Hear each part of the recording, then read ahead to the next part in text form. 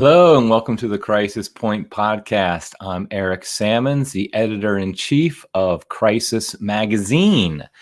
Well, I had plans for this week's podcast. I had a very special guest whom you've all heard of, I'm sure, but we had some technical difficulties, so we weren't able to do that. Hopefully we will be able to next week. So instead, I thought I'd do something a little different. It's the first time we've done this. We're going to have essentially a live question and answer forum, open forum for the Crisis Point podcast. I ask on Twitter and Facebook for people to send in questions about Catholicism, about the crisis in the church, and I would answer them here. I thought that'd be an opportunity. I get a lot of times people will ask questions about various topics in the church and what's going on in the church, and so I just thought I would address them here. Now, before I do that, I want to make sure to urge you to subscribe to our channel in however you are watching or listening to it, and to like this video if you're watching on YouTube or in your podcast feeds. That will allow us to grow the audience. We've just started this podcast about 2 months ago, and I'm very happy with how it's grown. But if we don't want these live sessions just to be me and my mom basically watching, hi mom, by the way, then I think it'd be great if you subscribed and liked, and more people would hear about it. Okay, so that's enough for the housekeeping. Let's go ahead and dive right into some questions. So the first one I wanted to address is a topic that a lot of us have to deal with all the time these days. So I'd like to hear the topic of faithful obedience to church authority discussed. Where do we draw the line between correct submission versus following unjust, unfaithful directives? Okay, so that's a great question because we see that all the time now, that we're getting directives from our bishops, from the Pope, even from our pastors, and even outside of the church, out in secular authority, that we're supposed to obey. We're told we're supposed to obey, but something just doesn't seem right. And I think the most obvious example in the past year would probably be the various COVID directives that we've received from our bishops and our priests. So, for example, wearing masks, social distancing, even closing down masses, of course, last year. In fact, that's not something that's stopped. I just heard from somebody that a bishop is threatened. I heard from two different people, actually separately. A bishop is threatened to shut down 2 different parishes, 2 different dioceses, different parts of the country, if they do, because the bishop heard that not everybody's wearing a mask. And so the bishop's threatening to shut it down. And so essentially, though, where do we draw the line between correct submission versus following unjust, unfaithful directives? I wrote an article about this for Crisis before I was even the editor I think it was last summer. And really, I think, like in a lot of things, we can look to St. Thomas in what he talks about with our duty to our superiors. And the first thing he says is the only being that we have a duty to complete and total obedience to is God. God is the only entity that demands complete obedience. And so that's the first principle, that's the fact. But what that means is that no man demands complete and total obedience. No superior whatsoever. Even the Pope himself doesn't demand that. If the Pope, to use the easy example, if the Pope were to say, okay, you need to go kill that person, well, you don't have to obey that. Or you need to commit adultery or something like that. I don't care if the Pope tells you to do that. You don't obey that because you would be disobeying God's commands to do so. Of course, it's never that clear cut, is it? It's never that easy as the Pope or a bishop or somebody demanding something necessarily immoral. It's usually these gray areas like wearing masks or getting the vaccine or things like that, where we're not quite sure what we're supposed to do. And I would say that the most important thing we should note, and this is what St. Thomas brings up, is we understand the proper spheres of authority that our superiors have. So, for example, at work, your boss has a very specific sphere of authority. He has the right to command you to do certain things. If he says, get this TPS report in by Friday, you need to do that, or he has the right to fire you or punish you in some other way. But if he were to say, I need you to come over and mow my lawn this weekend, and let's say you're an accountant at some big law firm or something like that, he has no right to tell you to do that. And so you don't have to obey that. In fact, if he fired you for that, that would be a breach of contract, most likely. And so likewise, our bishops and our priests, they have a very specific sphere of authority over us. They have the right to, as lay people, they have the right, for example, to set certain, when they gather together, certain church laws, especially when they gather in council. We have to obey canon law and things of that nature. But I think the sphere of authority is different for priests than it is for lay people as well. I think that's another key point. So, for example, if a bishop moves a priest from one parish to another, he has a right to do that. Now, there is actually in canon law certain rights a priest has, that he can't just arbitrarily be moved around all the time, things like that. He has a right to appeal those decisions, things like that. But the point is, he's under obedience to his bishop. A lay person, of course, a bishop can't say, I need you to move from this place to this house to that house. And so I think we need to understand sphere of authority. And I would say, and it's something I tweeted recently, that I don't think our big problem in the church today is one of disobedience. I think it's one of demands of unlawful obedience. I know after Vatican II, most conservative Catholics, we felt like the biggest problem we had was with disobedience. And of course, we did see that, where we have people denying Humanae Vitae, trying to get women priests, things like that. They're disobeying, they're dissenting from church teaching. And so as conservative Catholics, we immediately were like, okay, that's wrong. We need to be obedient. And so we emphasize obedience. The problem, though, is, of course, that obedience itself has its limits, and we need to understand that. And so a priest, for example, I would argue a priest has no right to deny somebody the Eucharist because, for example, he's not wearing a mask. That's just simply beyond his sphere of authority to do. Canon law makes it very clear that a priest cannot deny communion to somebody who approaches him and is properly disposed. And it's a ridiculous argument to act like that not wearing a mask makes you not properly disposed to receive the Eucharist. And so I think we need to understand and push back a little bit this idea of we have to be obedient to commands that are not, that our superiors don't have a lawful right to command. And so that's kind of how I would do it. I'd say I'd draw the line with this idea of the sphere of authority, that understand, does this person have a right to command obedience? And if he does not, we don't have to obey it. And it's not, I know a lot of people say, well, it's not a hill I want to die on. It's not that big a deal, like wearing a mask or whatever the case may be.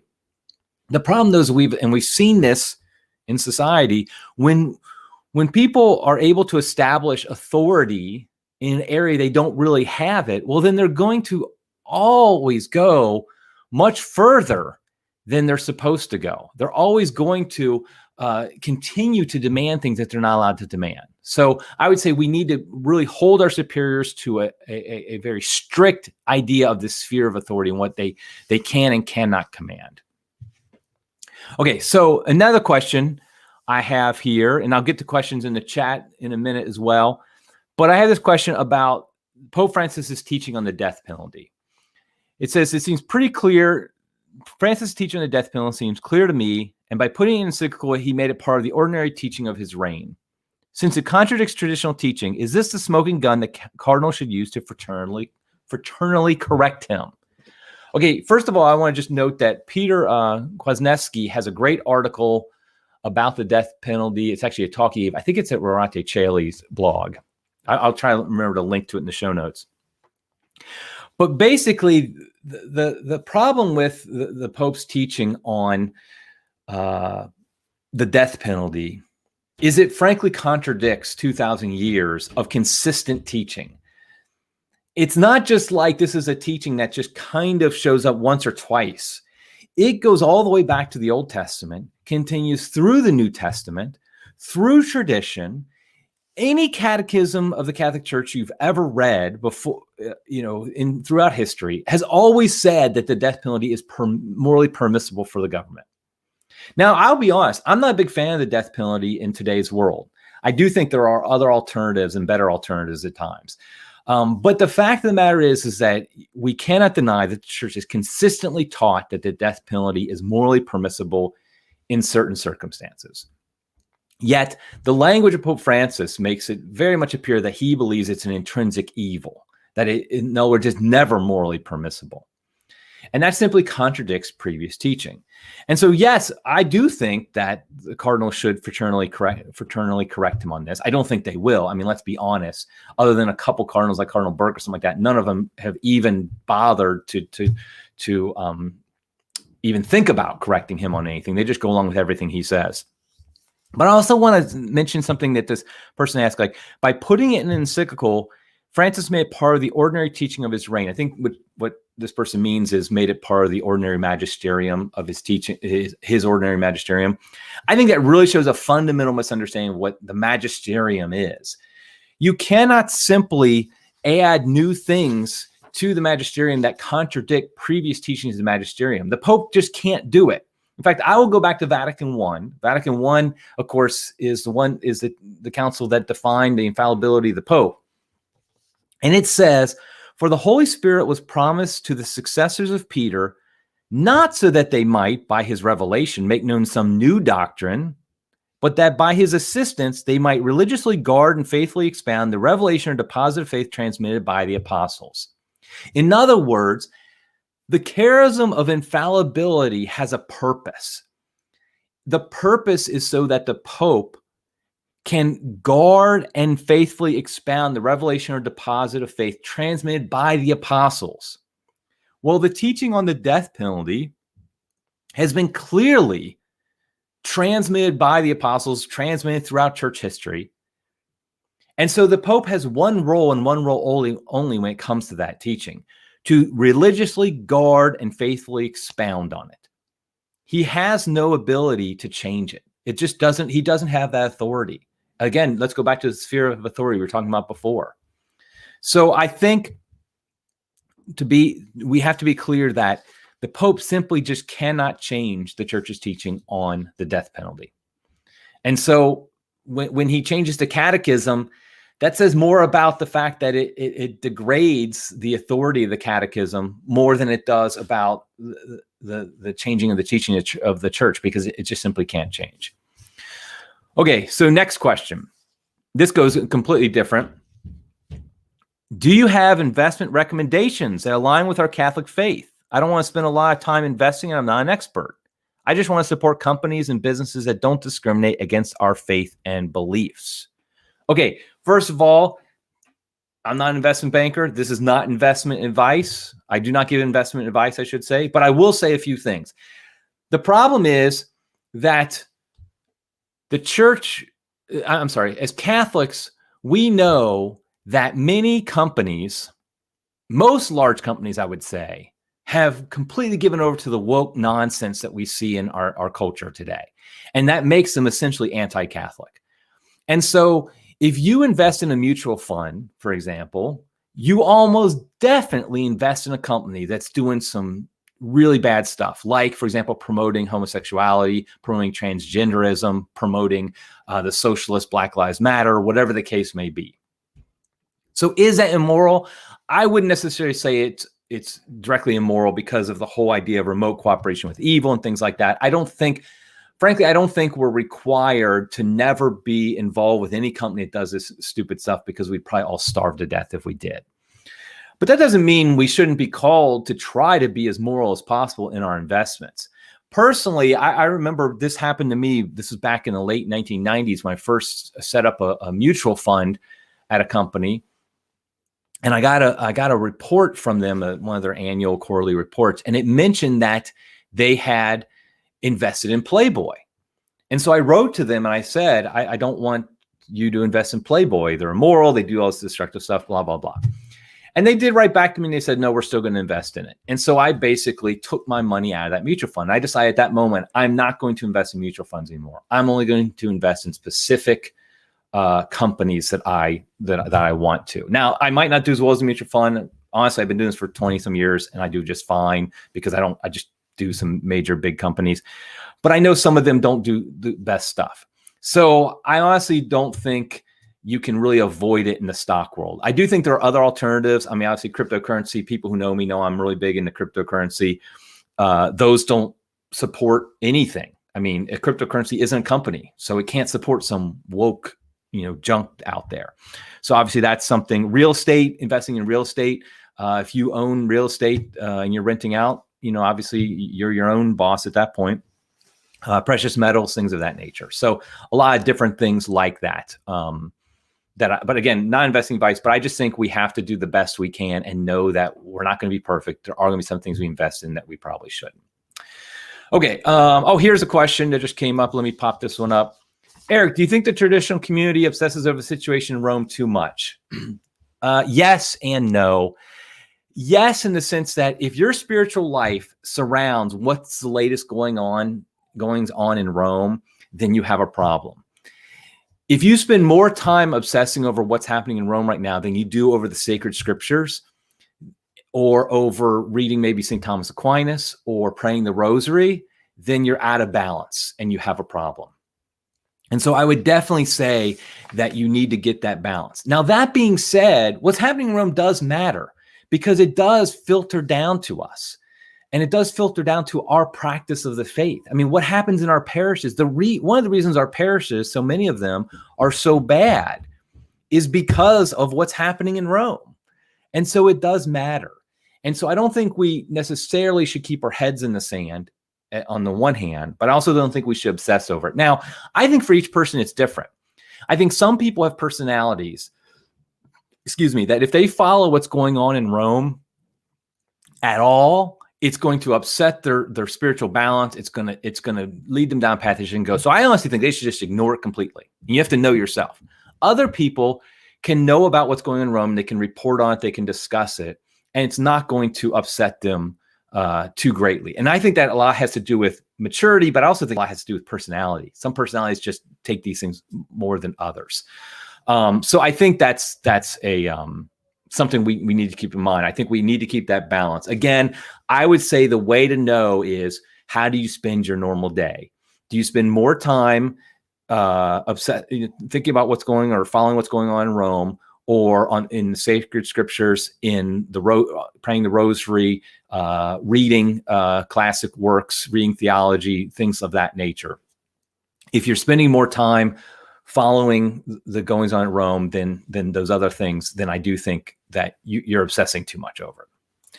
Okay, here's a question. This is a nice one. Why don't you believe there's a state of emergency in the church when the ordinary magisterium from Paul VI to Francis is trying to bind people's consciences to novelty? I think what JJ is kind of, if I'm wrong, let me know, JJ, but I think you're basically maybe arguing sedi-vacantism. I could be wrong with that, but the idea that we have deeper problems, let's not kind of gloss over them.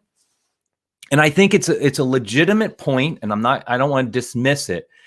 I just think my reading of history, of church history, is that things get really bad at times, but that doesn't mean that the church is all of a sudden just, okay, JJ just say he's not SETI. Good to know. Thank you. Okay, I'll try to answer it the best I can. I mean, I think we're in a state of emergency in one sense, in that millions of souls are being lost. I mean, we see millions of souls leaving the church. I mean, that's an emergency. I mean, there's no question we're in an emergency. And I think a lot of that is caused by what Rome has been doing over the past 30 years. Okay, JJ just followed up by saying, are we in a crisis where normal rules don't apply? That's a good question, JJ. Man, that's a good question. I mean, we're in a crisis. I mean, I work for Crisis Magazine, so obviously I think we're in a crisis. But I think I always hate to say normal rules don't apply, because the rules are there and they're normal for a reason. So, for example, I don't think, like some people, not you, JJ, but others would say the normal rules don't apply, for example, in the sense that we don't have a pope now. I would say, though, what we do is we try to hold on to the tradition. We gauge everything based upon the 2,000 years sacred scripture and tradition. And if it does not correspond to that, like the death penalty teaching, we simply have to say, okay, that's something that's a novelty, and that is an innovation that we don't have to accept. And I know for some Catholics that might sound like I'm being a Protestant about it, but I just think essentially that's the reality we're in. And when we look at church history, we see there are other times, maybe not exactly like this. I do think there's the uniqueness to our times today, but I do think at the same time, we see some terrible times where just Rome was terrible. In the 10th century, the pornocracy, I think it's called, was just, a terrible time for the papacy. And I think a pope at that point, a Catholic at that point living that time, honestly would have been well served to ignore everything going on in Rome. It kind of goes back to the last question about goings on in Rome.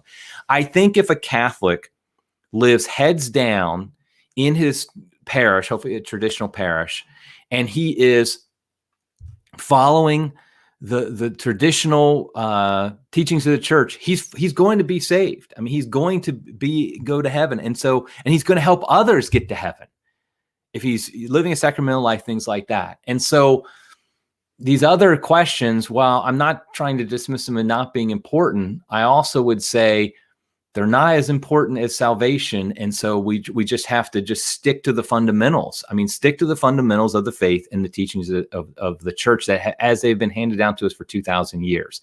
And maybe that's not the greatest answer in the world, but it's probably the best one I have for right now. Okay, let me get to another question real quick about Vatican II. This is a big one. I have an article coming out about this next week. And essentially what this person asked is, are we allowed to criticize Vatican II?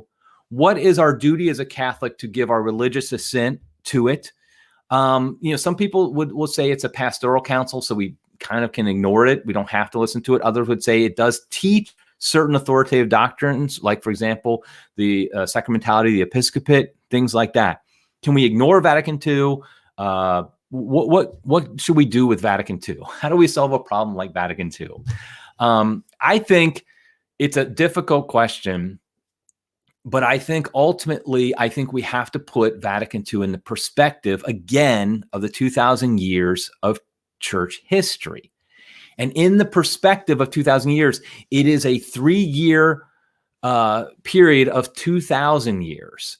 Now, yes, it is one of 21 ecumenical councils, but Cardinal Ratzinger, future Pope Benedict himself, said that there have been councils that were, his words, not mine, a waste of time. They just simply weren't worthy of even worrying about. And so I'm not going to say that Vatican II was a waste of time. Maybe Cardinal Ratzinger would. I don't know. But I would say that I think we've gotten to the point where we read everything from the perspective of Vatican II. We try to read all of church history through the lens of Vatican II, when really what we need to do is we need to read Vatican II through the lens of church tradition, through the 2,000 years of the church. And so I think it's fine to ignore certain parts of Vatican II in the sense of pastoral advice that we think don't apply anymore. If we think it was something that maybe it was valid, not valid, but useful in the 1960s, but not useful anymore, that's fine. It's not like we're going back to Lateran III, for example, to figure out how we're supposed to live as Catholics today. And so we don't necessarily have to follow the jot and tittle of every point of Vatican II. I think we can move beyond it, to be quite honest. And hopefully that would get us to a little bit beyond these debates, which honestly I think can be a waste of time. Because what happens is we get into a really minute discussion about whether or not a specific passage in Vatican II is heretical or not, and how is it supposed to be interpreted, stuff like that. And at the same time, thousands and millions of souls are leaving the church. I think we need to focus on what's important, which is the salvation of souls. And that means we don't just do everything through the lens of Vatican II, but instead we look beyond that into the entire Catholic tradition. Okay, here's a question about Pope Benedict. I'll pop up. Why does Pope Benedict still dress like a pope? Would he take over if Francis left or passed? Do you think there's something else going on? Honestly, I think it's I think it's even risen to the point of a scandal that Pope Emeritus Benedict decided, first of all, to continue living in Rome, to continue wearing white and dress like a pope, to call himself Pope Emeritus. I think, honestly, my opinion, this is just my opinion, I think he should have moved back to Germany, lived in a monastery, dressed in a black cassock, and called himself Father Ratzinger or Bishop Ratzinger or Cardinal Ratzinger, whatever. Because I think that would have made the optics, is what I'm talking about. The optics are very poor right now with the way Pope Benedict lives, because it does feed the fire of, is he really still the Pope? Are there two popes? Is he the Pope and not Francis? It just creates this. I personally don't think that Pope Benedict thought any of these things out in the sense of he thought that would be the result. I think he just thought, okay, nobody's resigned as Pope for 800 years or something like that. I'm making this up as I go along. He felt like he didn't want to completely abandon his flock, which he did, though. He didn't want to completely abandon his flock. And so I think in that situation, he just decided that he made these decisions. I think they're wrong decisions, wrong prudential decisions that he made. And as whether or not he would take over if Francis left or passed, no. I think he made that very clear. He's not the Pope. He doesn't want to be the Pope anymore. I think all it really is it's just confusion. I don't think there's some massive conspiracy thing here. I just think the Pope just had Benedict just thought this would be the way to do it. I think that was a bad idea. Okay, another question I got from before is, in your personal opinion, is it possible to unite in some manner the trad clans, FSSP, ICKSP, SSPX, and all the other acronyms? So in other words, the fraternity, Society of St. Pius X, and various other traditional groups. Is it possible to unite the clans? I know Michael Matt over at Remnant talked about that. And I would say the answer is yes. I do think it's possible. I think it'd be very difficult, but I think it's possible. I think it's possible by focusing on our common enemy, to be honest, and that's modernism. Focusing on the common problems we have in the church today. Instead of the circular firing squad that we have with each other, we focus on the real issues. We focus on the essentials. Because my opinion, my view of it is, we focus on the essentials, and if those things occur, then we can start debating the non-essentials, and we can fight over that. But at this point, let's be honest, the more traditional elements of the church make up a tiny sliver of the Catholics. Yes, it's growing exponentially, but it's still a tiny sliver of Catholics. And so I think what we need to really do is we need to reach out to those elements of the church, the conservative Catholics, and even maybe the liberal Catholics, and show them the beauty of tradition, show them what it is that we can give to the church and really help the church overcome the crisis that's going on. So I do think it is possible to unite the clan, so to speak.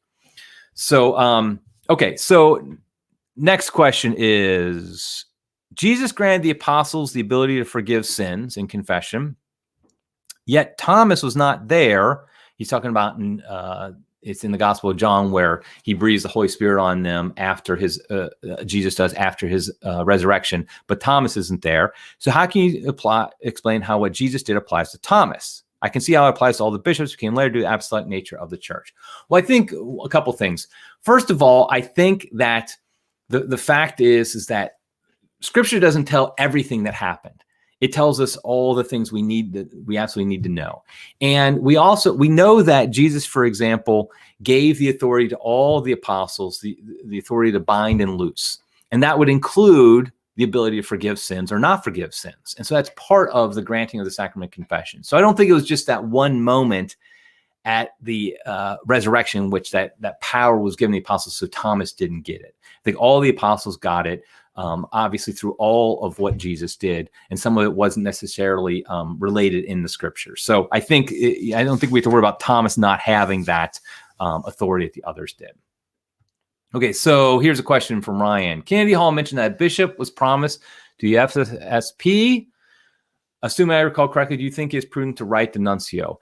I think Kennedy did say that. I'm not 100% sure if the bishop was promised to them, but it definitely was the Vatican led them to believe that eventually they would get a bishop. And of course, that has not happened. And that's been a big argument by people in the society to say, see, Lefebvre was right to consecrate these bishops because you can't trust the Vatican to actually do this. I don't think necessarily we could go there I think the fact is I'm not 100% sure if it's clear that the FSSP has really pushed for a bishop.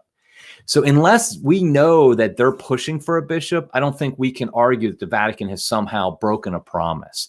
Kennedy might know more about this, the details of this than I do.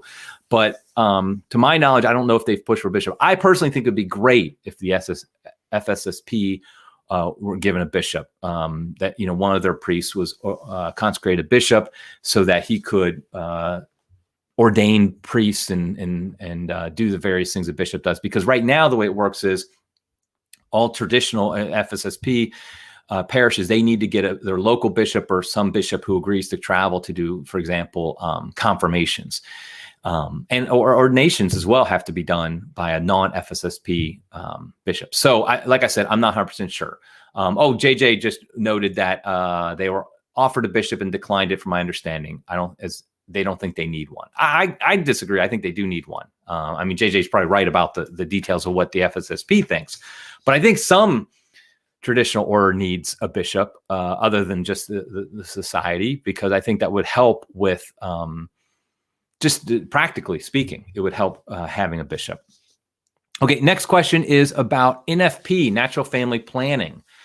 Somebody asked, basically, is natural family planning legit? What's the stand on this? Because you do hear people who say, oh, natural family planning is not, you can't use it, or you can only use it for extremely serious reasons. I think, first of all, a couple things. Number one, natural family planning is definitely legit in the sense that having relations when a couple having relations when the woman is not fertile or is fertile, as long as they're open to life and there's nothing being done to prevent that openness to life, for example, with artificial contraception, then obviously it's morally acceptable. Now, does that mean that it can't be abused, that NFP can't be abused? Of course it can, because we abuse everything, because we're a fallen people. And so if, for example, I could see a situation where couple gets married, they're 25 or something like that, and they're like, oh, we don't want to have kids until we're in our 30s. We want to be able to travel the world, do all these things, but we do know artificial contraception is immoral, so we're going to use NFP so we don't have to have any babies until we're in our 30s. And so if that's the case, I think that's very problematic. In fact, that's almost definitely sinful to have that type of attitude. But I also think there's a problem when outside people judge other couples about how they're using NFP. I don't think we have a right to do that. Only a confessor has a right to tell a couple, yes, you're using this properly, or no, you're not. I think a couple, they have to determine, they know their life situation. They know whether or not, all the details of their life situation, number of kids they have, their work situation, also like the health of the mother. There might be medical issues with pregnancies, things like that. So I think that's really up to the couple in consultation with obviously a well-formed conscience and a confessor, especially for more edge cases. So I definitely don't think we should be over scrupulous and act like NFP, though, isn't a moral decision. Even if some people, I do know Catholics have sometimes somewhat pushed it almost as a Catholic contraception, and obviously that's a problem. Okay, so next question is, here, let me pop up one here. Advice when speaking to friends from a novice order parish when leaving that parish for a TLM FSSP parish. Wanting to be charitable but honest when speaking the truth of tradition. This is a question. This is a great question because I know it's happening a lot. I mean, I know our parish, for example, we've gotten a lot of people from ordinary form parishes that have started coming. And so their friends ask them, why aren't you coming to our parish anymore? And I think the key is, obviously, we want to be charitable. I think that the real key is we simply talk positively as much as possible about the parish we're going to, rather than negatively about the parish we're leaving. Because I think, first of all, it's just more attractive. It just makes people more open to listening. They're going to be on the defensive. If you're saying everything wrong with your old parish, then automatically they're going to be on the defensive. And they're going to say, well, I go here, I don't like that. Now, they might be defensive anyway if you talk about the positive of your new parish, but you can't do anything about that. So I would just simply say, what is it that you love about your new parish? What is it you love about the traditional Latin Mass? Why is it that you're going there? Talk about the specifics. What I found is a lot of people who are good conservative Orthodox Catholics who've never been to a traditional parish, they really are ignorant of what's going on there. It's not a matter of they've gone there a lot and they just don't like it. They just don't really know what's going on. So I think explaining it to them is great, saying, oh yeah, did you know we do this? Did you know that traditional Mass this happens? And I really love that. If you word it like that, I do think a lot of times their defenses will come down and they're more likely to be open to what you have to say. Okay. Oh, here we go. This is a good one. What is your view on Opus Dei? They're conservative, but seem not to acknowledge the problems with Pope Francis. Okay. Opus Dei. Now I want to have some full disclosures here. I wrote a book a number of years ago I think it was about 9 years ago now, on the spirituality of St. Jose Maria Escriva, who is the founder of Opus Dei. I used to be, when I lived in the Washington, D.C. area, I would attend Opus Dei events, their retreat, their nights of evenings of recollection, things like that. I've never been, and I'm not right now a member of Opus Dei in any formal way. I enjoy their spirituality. So I would say a few things. First of all, I do like the spirituality of St. Jose Maria Escriva. I mean, I like it so much I wrote a book about it. It's called Holiness for Everyone, by the way. You can get it at your local bookstore, if those even exist. I guess you give it at Amazon these days. Anyway, though, so I do like the spirituality of St. Jose Maria Escriva because I do think it helps us as lay Catholics to really understand the need to grow in holiness in our state of life. One of the struggles I've seen a lot of serious Catholics have is they don't know how to reconcile being a serious Catholic and working in a secular job. So they want to spend their time maybe talking about the faith, sharing the faith, evangelizing, doing these things, praying and all that stuff. But they spend most of their day, what?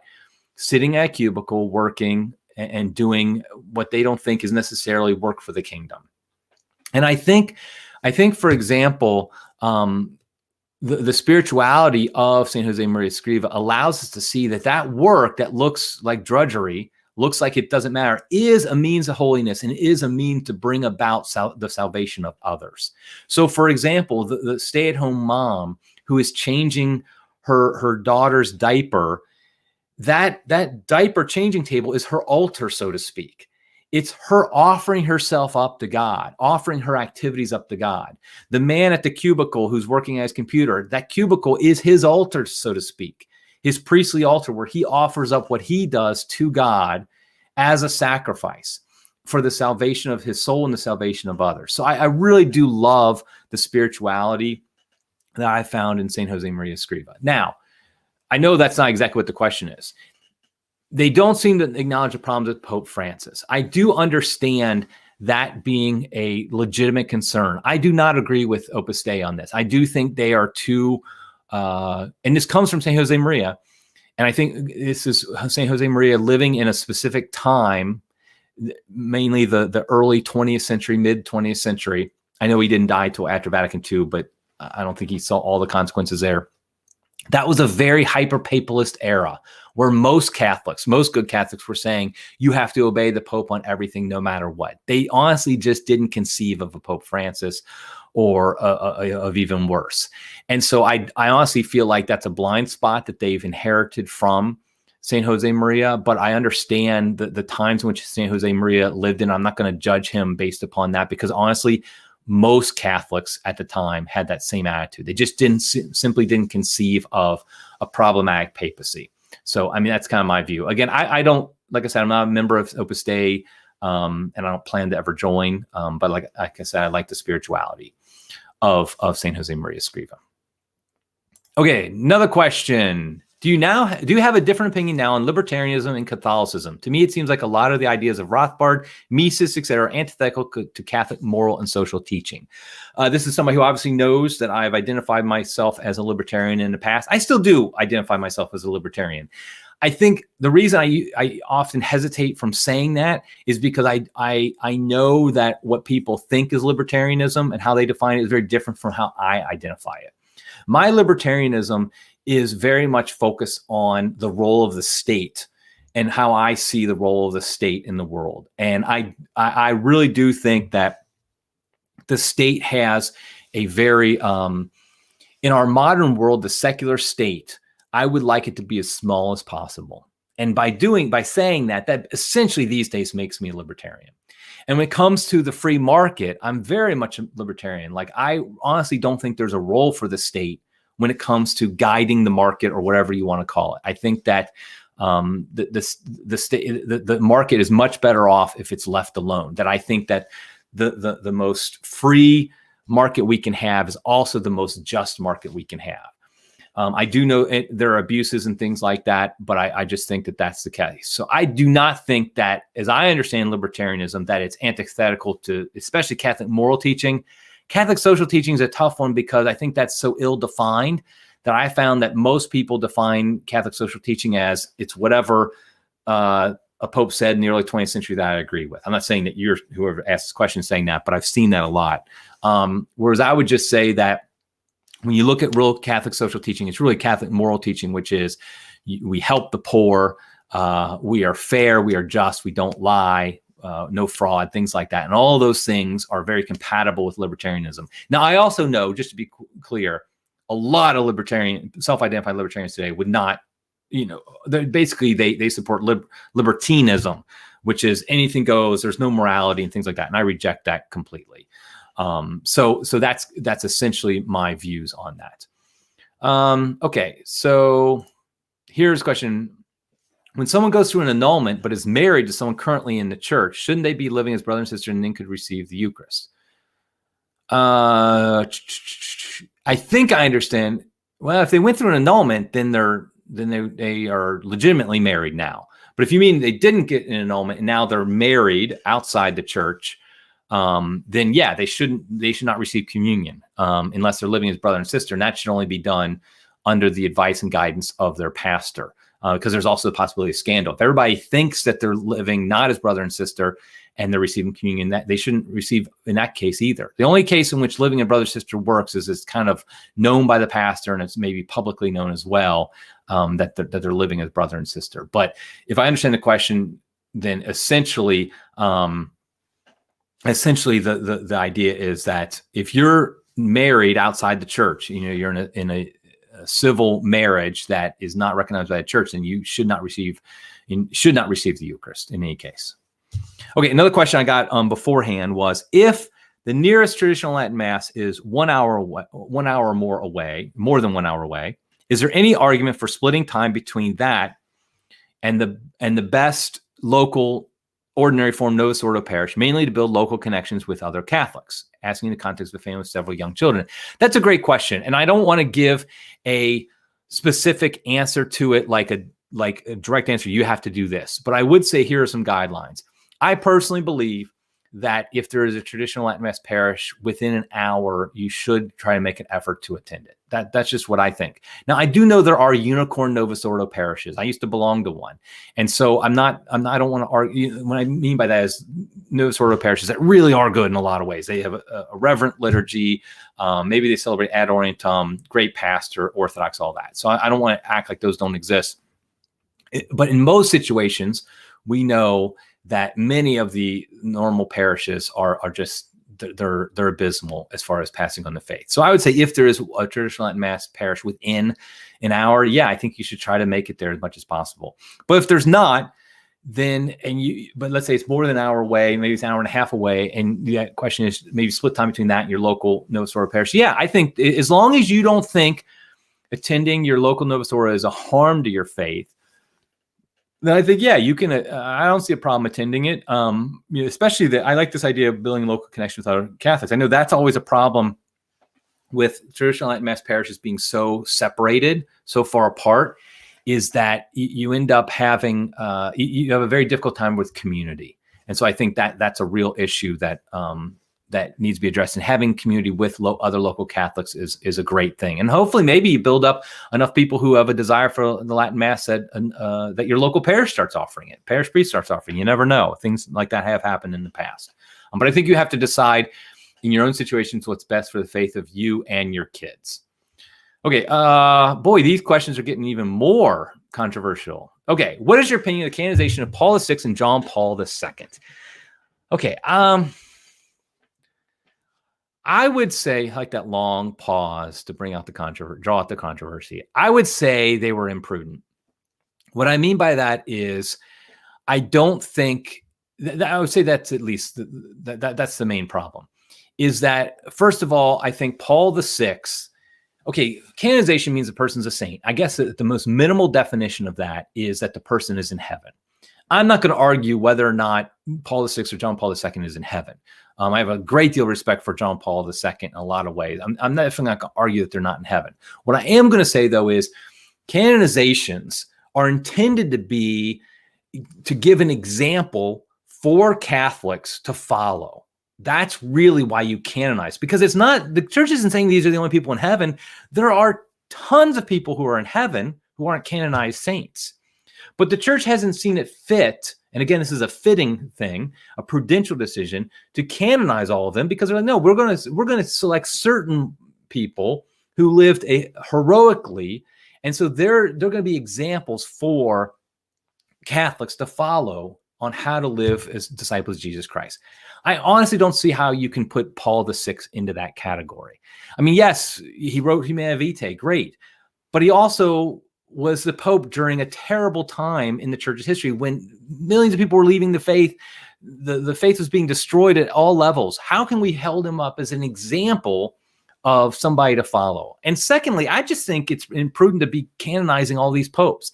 I mean, I don't remember the exact stats, but in like the last 800 years, I think there was like 2 popes canonized. It was Pius the 10th, and then I think there was another one, I can't remember his name, from hundreds of years ago. And that's all the church had only popes the church had canonized for hundreds of years. And all of a sudden now we're canonizing popes left and right. And I just don't see the prudential purpose of that, because as lay Catholics, how is the Pope an example how we're supposed to live? I mean, I think what it does is it feeds into this, into the cult of personality that has developed around popes. I think really started a long time ago before Vatican II, but it really came into its own with John Paul II. And I think it's led to a lot of problems where we have this cult of personality around popes, where we feel like everything they say and do. Oh, what did he say on the airplane? What did he say in this interview? What did he say when he was talking to this person? What does he say after he ate his breakfast? And we act like that's how we're supposed to live our faith. No, scripture and tradition. That is really what we're what we should be looking toward. And Daniel made the comment, we're canonizing Vatican II really. And that really is what they're doing with the canonizations of Paul VI and John Paul II, is they're canonizing Vatican II. And I just don't see the purpose of that. I mean, I understand why they're doing it, but I think what saints should be are models of faith for us regular Catholics, lay Catholics, also priests, of how we're supposed to live the faith. And there's nothing about Paul VI's life that I can use as a barometer for how I can grow in holiness. Okay. Somebody asked if we could have an FSSP priest on to talk about the history of FSSP and the current state of church. I would love that. I think that's a great idea.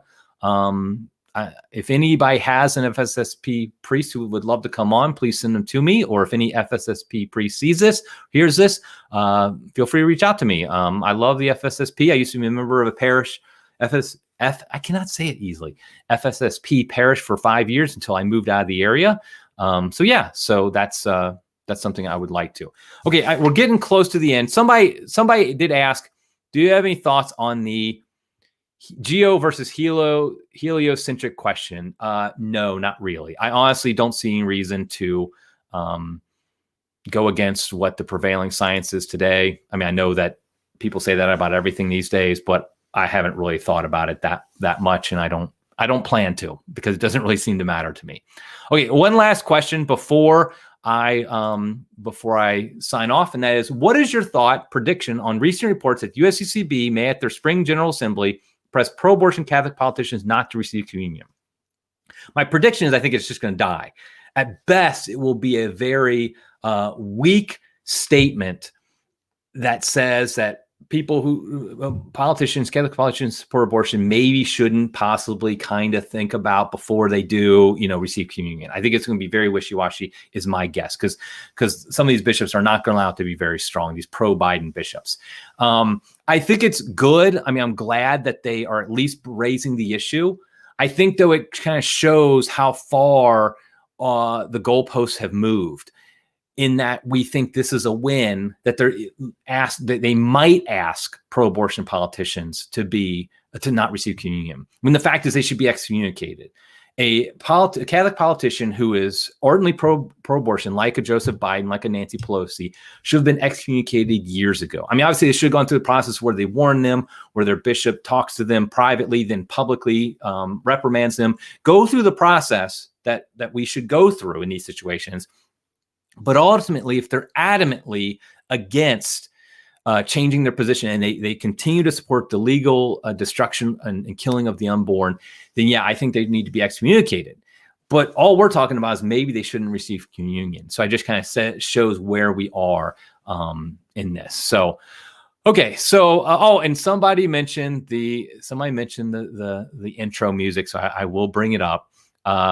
I'm just not very good at that stuff. And so I just picked somebody did that and I was like, okay, that's good enough for me. If somebody has great intro music they think would fit perfectly the crisis, you send it to me. And if it's great, I will definitely use it. Otherwise, we're kind of stuck with what we got. So, okay, well, I think I'm going to sign off here. I really appreciate the questions. They're great. Hopefully, maybe we'll do this again sometime. We have a great guest next week. If we don't have the technical difficulties, you've all heard of him. And so anyway, I really appreciate, again, subscribe to the channel, like this video, and tell other people about it. So until next time, God bless you all. See you later.